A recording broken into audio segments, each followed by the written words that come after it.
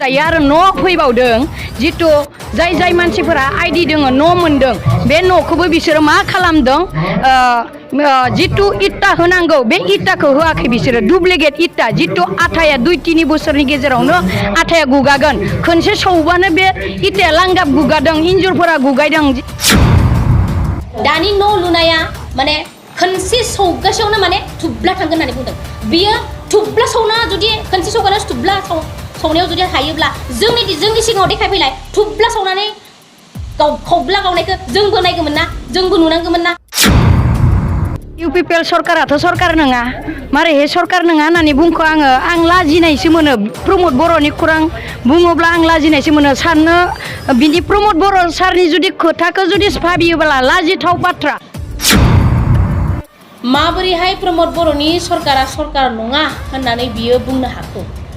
दिनैसिम बिथाङा बे प्रमद बर'नि सरकारनि सिङावनो दंबाय थायो आरो थागासिनो दङ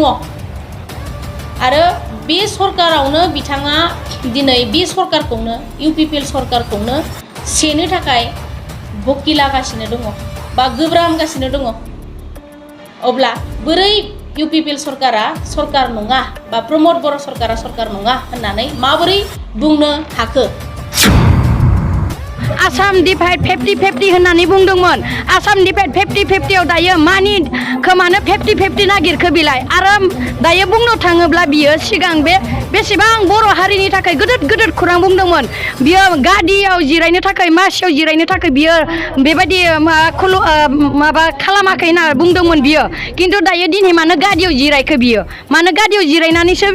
जिरायनो लुगैनानैसो बेसेबांखिनि राजनितिकआव फैबाय 50-50 होननानै जोङो बर'फ्रा साफ्रोमबो बिनायनि गेजेरावनो दिनै माबा मोनसे रिजनखौ मोनदों जेला जों बेयावनो माखासे मावनो गोनां खामानिखौ मोननांगौखौ जोङो मोनदों बा बिनि गेजेरजोंनो माखासे जौगाखांनो गोनांखौ जोङो जौगाहोगोन बिथाङा बुंबावदों डिबेट आसाम 50-50 नि गेजेरावहाय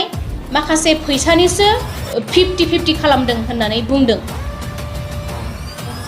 फैसानिसो 50-50 खालामदों होननानै बियो बहा नुखो जुदि नुदोंब्ला जोंनो देखायनांगौ आरो खिथिथारनांगौ